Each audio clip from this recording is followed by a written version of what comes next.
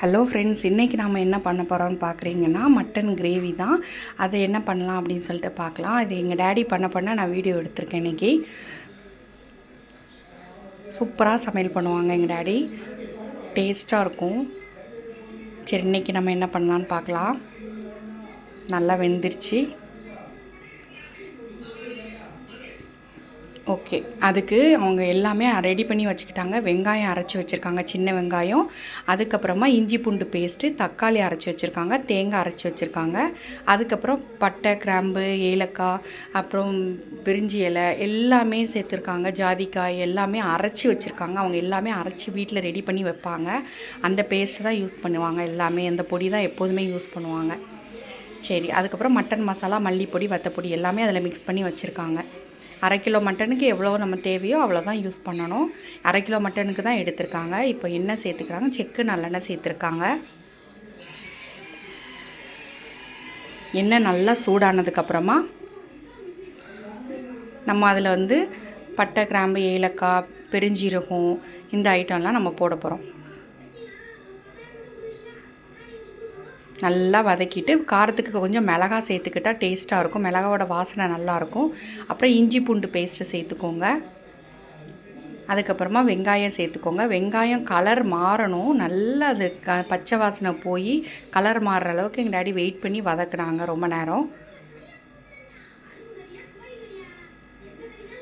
நல்லா வதக்கிட்டு அதுக்கப்புறமா நம்ம தக்காளி அரைச்சதை சேர்த்துக்கணும். அதை வதக்கிறதுக்காக கொஞ்சம் எண்ணெய் சேர்த்துக்கிட்டாங்க. ரொம்ப நல்லெண்ணெய் சேர்க்கலை, கொஞ்சம் தான் சேர்த்துருக்காங்க. உங்களுக்கு எவ்வளோ தேவையோ அதுக்கேற்றாப்புல சேர்த்துக்கோங்க. அதுக்கப்புறமா தக்காளி பேஸ்ட் அரைச்சதை நான் ஆட் பண்ணியிருக்கேன். அதுக்கப்புறம் மசாலா பொடி எல்லாமே ஆட் பண்ணியாச்சு. தண்ணியே ஊற்றலை பாருங்கள், தண்ணி ஊற்றாமலே ரெடி பண்ணிகிட்ருக்காங்க. அதுக்கப்புறம் தேங்காய் அரைச்சதையும் சேர்த்தாச்சு. தேங்காய் ரொம்ப சேர்க்கலை, காமரி தான் சேர்த்துருக்கு. இதில் ஒரு விஷயம் என்னென்னா, மட்டனில் எப்போதுமே எங்கள் டாடி உருளைக்கிழங்கு, முருங்கைக்காய் சேர்ப்பாங்க. ஏன்னா மட்டன் சாப்பிடாதவங்க கூட இந்த உருளைக்கிழங்கு, முருங்கைக்காய் வச்சு சாப்பிட்டுக்கலாம். அதனால் அவ்வளோதான். நல்லா புரட்டி எடுத்துகிட்டு தேவையான அளவு உப்பு சேர்த்துட்டு நல்லா வதக்கணும். அதுக்கப்புறம் மல்லி இலை, புதினா இலை எல்லாம் ஆட் பண்ணிடுங்க.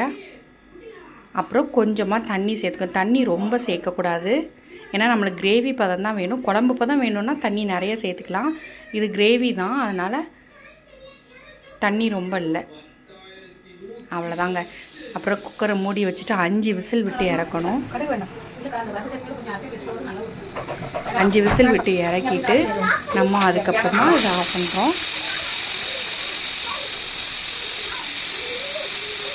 5 விசில் விட்டு இறக்கி பார்த்துட்டு நம்ம ஃபஸ்ட்டு நான் வீடியோவை ஸ்டார்ட் பண்ணும்போது தாளித்து கொட்டினால அது தாளித்து கொட்டியிருக்காங்க பாருங்கள். பார்க்கவே என்ன நல்லா சூப்பராக ரெடி ஆகிடுச்சு. Mutton gravy ready.